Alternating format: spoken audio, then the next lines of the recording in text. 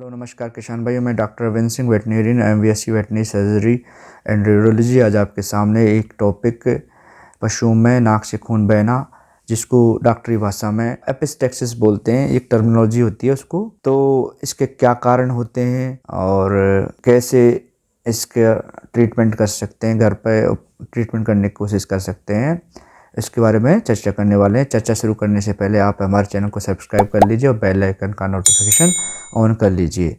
तो चलिए चर्चा शुरू करते हैं। तो पहले एपिस्टेक्सिस, जो नाक से खून बहना होता है, वो क्या चीज़ है? वो कोई बीमारी नहीं है, वो किसी बीमारी के कारण होता है। ये जो मैं बताने वाला हूँ कारण, उनमें से कोई भी कारण हो सकता है। इसका बीमारी नहीं है, एक सिम्टम है। तो इस सिम्टम का कोई भी कारण हो सकता है।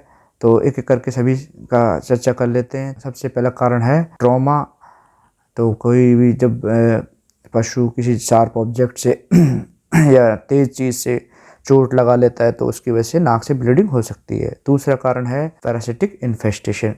तो कई बार क्या होता है, पशु के अंदर टाइम पे भी डिवर्मिंग नहीं कराने के कारण पैरासाइट, जो कीड़े होते हैं पेट के, उनकी वजह से वो कीड़े फेफड़ों के थ्रू नाक तक आ जाते हैं और वहाँ पे कॉलीफ्लावर लाइक ग्रोथ कर देते हैं, जिसका कारण होता है नेजल सिस्टोसोमा। ये भी एक नाक से खून बहने का कारण हो सकता है। जब भी गांठ जो रास्ता रुकावट करती है, नाक में एयर को रोकती है, तो उस पर फोर्सफुली जब सांस लेने की कोशिश करेगा पशु, तो उसमें ब्लीडिंग हो जाती है। नेक्स्ट है ट्यूमर कई, और इसके अलावा भी पैरासाइट की वजह से ना नॉर्मल ट्यूमर हो जाए कोई, वो फिर वही गांठ का काम है कि रास्ते में सांस को रोकेगी और सांस रोकेगी फोर्सफुली। जब सांस लेगा पशु तो उसमें ब्लीडिंग होने के चांसेस बढ़ जाते हैं। म्यूकोसा में से ब्लीडिंग हो सकती है, नेजल म्यूकोसा में से।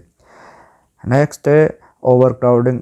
अगर पशु बाड़े में उसकी ऊंचाई कम है, साथ में ज़्यादा पशु भर रखे, तो उनकी जो हीट निकलती है पशुओं से, शरीर की जो हीट निकलती है वो बाहर नहीं जा पाती, वेंटिलेशन अच्छा नहीं है, तो उसकी वजह से भी नाक से ब्लीडिंग हो सकती है पशु के अंदर, हीट स्ट्रेस की वजह से। नेक्स्ट, आपस में पशु में लड़ाई हो जाए।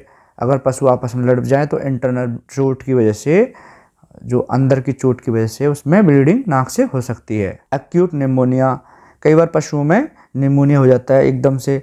उसकी वजह से क्या होता है, पशुओं को फिर वही सांस लेने में दिक्कत होती है और कंजेशन हो जाता है, जो नेजल पैसेज का मतलब कंजेशन मतलब थोड़ा सुखड़ा हो जाएगा। तो उसमें जब फोर्सफुली जब रेस्पिरेशन करेगा तो उस म्यूकोसा जो होती है उसमें ब्लीडिंग के चांसेस बढ़ जाते हैं। तो उससे भी नाक से खून आ सकता है। विटामिन सी और विटामिन के की डिफिशियंसी की वजह से, विटामिन सी का काम फिब्रिन बनाना, और अगर जहाँ पे भी चोट लगी है, कोई भी ब्लड वेसल्स है, तो उसमें रिपेयर का होता है। और विटामिन के का भी क्लोटिंग का काम होता है। अगर इनकी डिफिशियंसी हो जाए पशु के अंदर तो इसकी वजह से भी पशु में नाक से खून आ सकता है। एक रोडेंटिसाइड होता है वारफेरिन, और ये प्लांट्स से, जो हमारे नेचुरल प्लांट होता है, एक स्वीट क्लोवर, जिसको कि सेंजी या वन मेथी कहते हैं, जो कि चित्र में दिखाया गया है ऊपर, ये ब्लड थिनर का काम करता है। इसको खिलाने की वजह से भी पशुओं में जो नाक से खून आ सकता है। स्नेक बाइट, कई बार जो सांप होते हैं, सांप के काटने की वजह से भी पशुओं में जो खून आ जाता है नाक से।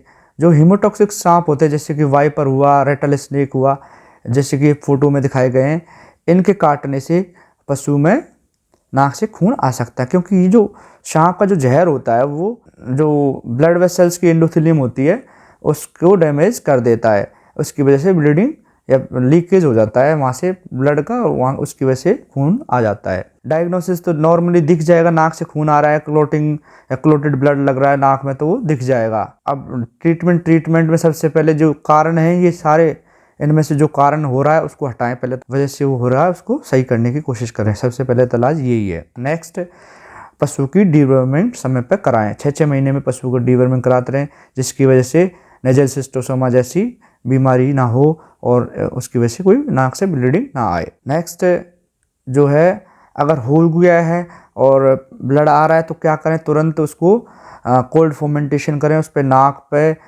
या तो कोई आपके पास है बर्फ़ लेके पॉलीथीन में रख के उसकी सिकाई करें 5-10-15 मिनट जो भी, या फिर ठंडा पानी डालें सर पे से लेके, फोरहेड से लेके नाक पे होते हुए। उसकी वजह से ब्लीडिंग में काफ़ी रिलीफ मिलेगा। फिर भी नहीं रुक रहा है तो आप एक सिरिंज में एड्रेनलिन भरकर उसके अंदर इंस्टिल्ट कर सकते हैं, नाक में अंदर डाल सकते हैं। उसके बाद या फिर उसको गोज में लगा के, एक पट्टी का गोज बना के एड्रेनलिन को उस पर छिड़क कर अंदर लगा सकते हैं, नाक में भर सकते हैं। साथ में जो हीमोस्टेटिक इंजेक्शन होते हैं, जैसे कि अलग अलग नामों से आते हैं, रेविसी है और क्रोम है, अलग अलग नामों से आते हैं, बहुत सारे इंजेक्शन होते हैं, उनको यूज कर सकते हैं। डोज अनुसार 10-10 ml तक यूज करते हैं। विटामिन जो सी और के की डिफिशियंसी हुई थी, विटामिन सी का इंजेक्शन लगवा सकते हैं। अल्ट्रावाइट अलग अलग नाम से आता है, एस्कोवेट, बहुत सारे नाम हैं इनके, तो बाज़ार में उपलब्ध हैं, वो यूज कर सकते हैं। विटामिन के का इंजेक्शन कैप्लिन है, ये हम इनका उपयोग कर सकते हैं ब्लीडिंग को रोकने के लिए डॉक्टरी सलाह अनुसार। साथ में अगर पशु ओवर एक्साइटेड है या एंजाइटी है पशु के अंदर, तो उसके लिए हम क्या कर सकते हैं, उसको सेडेट कर सकते हैं, शांत कर सकते हैं, ट्रैंक्विलाइज़र दे सकते हैं उसको, जैसे कि जाइलेजिन का उपयोग कर सकते हैं। डॉक्टरी जो डॉक्टर हैं आपके एरिया के, उनके वो अपने जाइलेजिन का उपयोग कर सकते हैं। एसिप्रोमाजाइन का इंजेक्शन होता है, उसका उपयोग कर सकते हैं। और सिक्विल है, इनका उपयोग पशु को शांत करने के लिए कर सकते हैं, क्योंकि जब बीपी हाई होता है, पशु का जो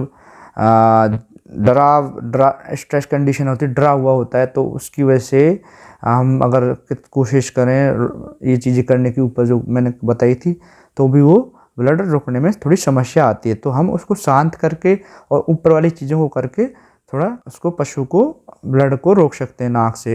तो ये सारी चीज़ें करके हम पशु के नाक की जो एपिस्टेक्सिस हुई है, नोज ब्लीडिंग हुई है, उसको रोक सकते हैं। तो आज का टॉपिक यहीं समाप्त होता है किसान भाइयों। अगर आपको अच्छा लगा हो तो हमारे चैनल को लाइक शेयर सब्सक्राइब कर दीजिए और हमारे साथ बने रहिए। जय हिंद, जय भारत।